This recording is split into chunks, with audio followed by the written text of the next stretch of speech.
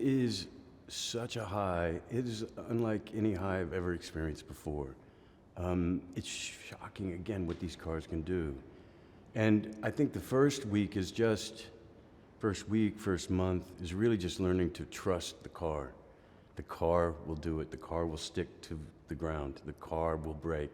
Just trust the car. And this was a constant mantra with me.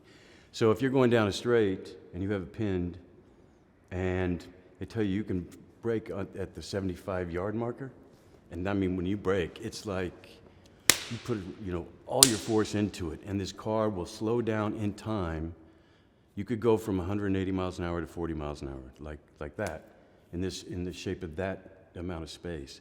And to trust that the car is going to stop, even when you're heading for a wall, is something your mind, you got to make the switch. The second one is that the car sticks in these high-speed corners. That's the most shocking.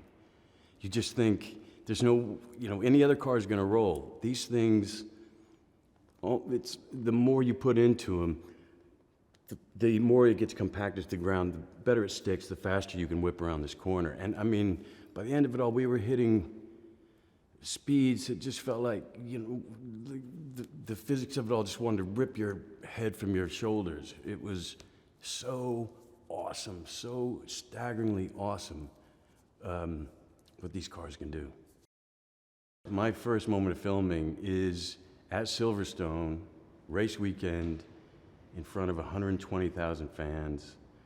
And we had to prove to F1 that we could slot ourselves into the race weekend because it is military precision, it is to the minute.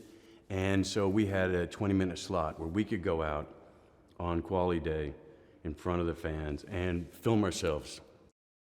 That first weekend, just feeling like we're on hallowed ground, and we are stepping into a sport that is so revered and treated like religion and has such a profound history to it. So it's very humbling, and we just wanted to make sure we didn't get in anyone's way, and that they could focus on what they needed to do, and we could tell our story as embedded into this race schedule.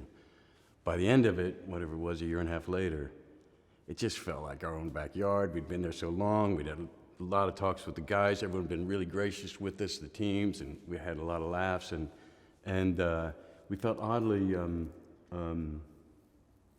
part of it. I love that Javier. We were really, really lucky to get him. He's one of our best, and you watch this guy, he's just so inventive. Each take, there's the movie, there's a take that ends up in the movie, and then there's a whole series of takes that we get to see. And he's one of those guys that is always like ratcheting it up, pulling it down, trying this, trying that, and it's really inventive and it's really fun to watch. When Lewis came on, then it was a go, and it was a simple phone call for me. And I remember we sat down that first time, and that's less about racing and more about just sitting with a gem of a human being. There's a reason champions are made, I think, beyond just talent, and it's also how they carry themselves and how they face the world. And he is just a gem and a gent, really, really.